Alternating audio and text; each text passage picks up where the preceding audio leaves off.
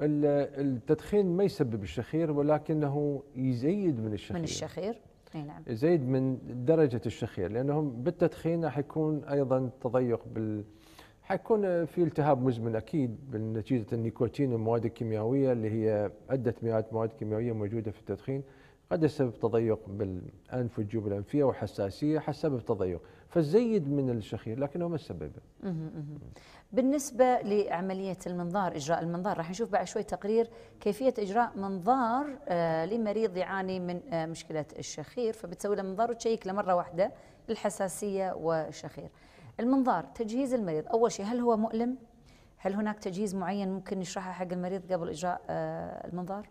بالتأكيد قبل ما ندخل المنظار بالأنف نستعمل بعض الأدوية اللي هي توسع الأنف، وبنفس الوقت معاها سائل أو سبراي تخدير موضعي. بنج موضعي، نعم. بالضبط.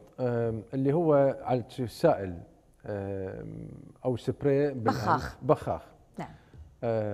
وكذلك بالنسبة لموسعات للأنف اللي هي تقلص الأوعية الدموية فتفتح الأنف، وينتظر المريض 5 إلى 10 دقيقة، بعدين نجي منظار حيكون من الأنف حتى نشوف اللحميات والأنف، وبعدين إلى خلف الأنف نزولا إلى البلعوم، ونفحص الحنجرة والحبال الصوتية وعلى الحنجرة، ويعمل المريض حركة الشخير اللي تصير بالنوم.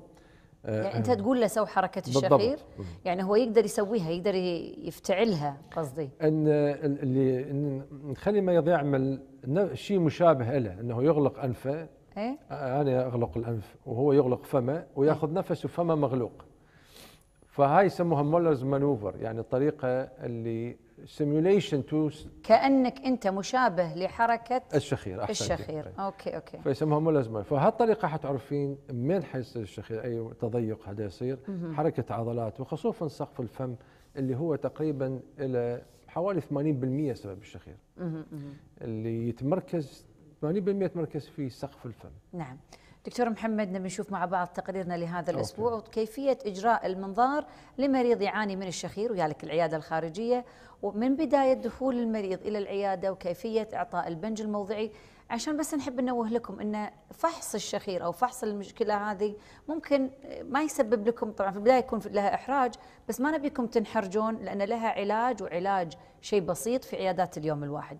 خلينا نشوف مع بعض تقريرنا لهذا الأسبوع ولنا عودة مع الدكتور محمد.